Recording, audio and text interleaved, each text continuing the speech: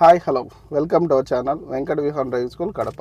నేను మీ శివశంకర్ని. ఈరోజు ఈ వీడియో నుంచి మనతో పాటు ఇరిగేషన్ డిపార్ట్మెంట్ సార్ ఉన్నారు, సికమణి సార్. సార్కి వచ్చేసి స్టీరింగ్ కంట్రోలింగ్ ఎక్కడ ఎలా చేయాలి, సో ట్రాఫిక్లో ఎలా చేయాలి, తర్వాత గ్రౌండ్స్లో ఎలా చేయాలి, తర్వాత వచ్చేసి మనకు బిజీ రోడ్స్లో ఎలా చేయాలి అనే దాని మీద స్టీరింగ్ మీద కంట్రోలింగ్ నేర్పించడం జరిగింది.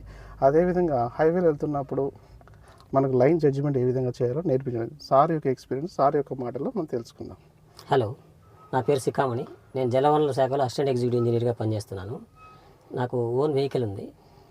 కాకపోతే ఈ యొక్క డ్రైవింగ్ మీద అంతగా నాకు భయం ఉండేది, అవగాహన లేకుండా ఉండేది.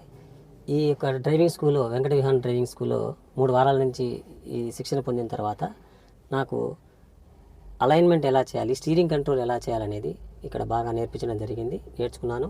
అలాగే ఇరుకైనటువంటి గల్లీలో కార్ను రివర్స్ ఎలా చేయాలి, తర్వాత లెఫ్ట్ రైట్ టర్నింగ్స్, అట్లాగే హెవీ ట్రాఫిక్లో బంపర్ టు బంపర్ ఎలా డ్రైవ్ చేయాలి, ఎట్లా కంట్రోల్ చేసుకోవాలి, క్లచ్ కంట్రోల్, అది కూడా తెలియజేయడం జరిగింది, తెలుసుకున్నాను.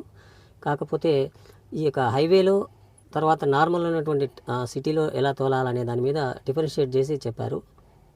3 లేన్స్లో ఎలా పోవాలి, హైవేలో స్పీడ్ లైన్లో ఎలా పోవాలి, తర్వాత గేర్ మార్చినప్పుడు ఏ విధమైనటువంటి కంట్రోల్ చేయాలి, అప్వర్డ్ ట్రాఫిక్లో ఓవర్టేకింగ్ జరిగే వెహికల్స్ని ఎలా మేనేజ్ చేసుకుంటూ వెళ్ళాలనేది ఇక్కడికి వచ్చిన తర్వాతనే నేను నేర్చుకోవడం జరిగింది. ఎందుకంటే ముందు వీటి మీద నాకు అవగాహన లేదు, భయం అనిపించేది. పెద్ద వెహికల్ చూస్తే డ్రైవింగ్ చేయాలంటే లేకుండా మా డ్రైవర్కి ఇచ్చేవాడిని. ఇక్కడ ఈ 3 వారాల శిక్షణలో ఇవన్నీ కూడా తర్ఫీదు పొందడం జరిగింది. ఇక్కడ బాగా లెక్చరర్ గారు బాగా నేర్పించారు. మేము అవగాహనతో నేర్చుకున్నాము. రివర్స్ చేయటము, ఇరుకైన గల్లీలో వెహికల్ని తీయటం, పెట్టడం, అది ఇక్కడికి వచ్చిన తర్వాతనే నేను నేర్చుకోవడం జరిగింది. ఇప్పుడు కూడా నేను హైవే మీద ఒక 30 kilometres nearly my self drive చేసుకుంటూ వచ్చాను. అక్కడక్కడ ఎలాంటి పాయింట్స్ను అబ్జర్వ్ చేయాలనేది కూడా ఆయన దగ్గరుండి మాకు వివరించడం జరిగింది. అట్లాగే టోల్ గేట్స్ దగ్గర ఏ విధమైనటువంటి మేనేజ్ చేసుకుంటూ లైన్ చేంజ్ చేసుకుంటూ వెళ్ళడం, ఆపోజిట్ వచ్చే హెవీ వెహికల్స్ని ఎలా మనము నార్మలైజ్ చేసుకొని వెళ్ళటం అనేది ఇక్కడికి వచ్చేదాకానే నాకు పూర్తి అవగాహన కలగటం జరిగింది. Thank you sir.